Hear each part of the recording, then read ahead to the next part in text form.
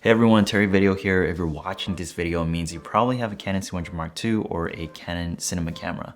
I made a video for the best settings for the Canon C100 Mark II in 2018, and I've learned and improved a lot during the 3 years through client and passion projects. Number 1, exposure, ISO, and lighting.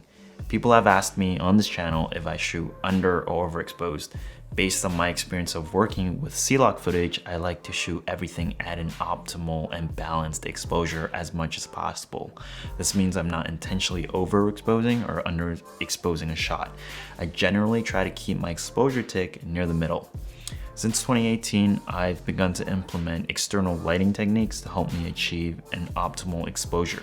This can be done using reflectors, bounce boards, and also LED lights with a softbox. Now the camera comes with zebra, waveform, peaking. They could be helpful if you have time to set up a shot and want to double check your shot analytics.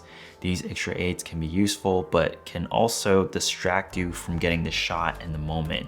So like a good chef or MMA fighter, rely on your instincts and practice a lot.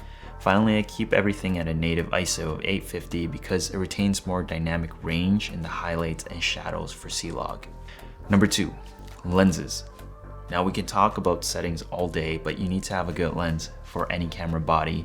In regards to the C100 Mark II, I'm trying to stay at ISO 850 for the majority of my shoot, so anything above will begin to introduce grain. So I recommend getting a lens that has a starting aperture of 1.8 to 2.8. The Sigma 18 to 35mm 1.8 is a highly recommended lens for the C100 Mark II. Okay, number 3.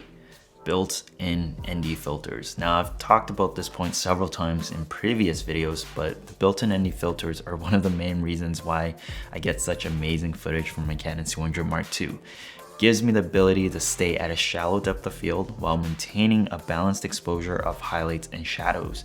The C100 Mark II comes up with an ND filter of up to 6 stops. Number 4, color grading CLOG. Through the 2 years, I've developed a better color grading system for CLOG footage. I've switched from Vegas Pro to DaVinci Resolve and started applying nodes to further enhance my skin tones. Balance my RGBs before applying any LUTs or custom colors. My color grading system has given my videos a more polished and professional finish. Someone even thought my footage was from a Red camera. Number 5, 4K export mobile output. Now the C100 Mark II doesn't output in 4K, but it has a 4K sensor.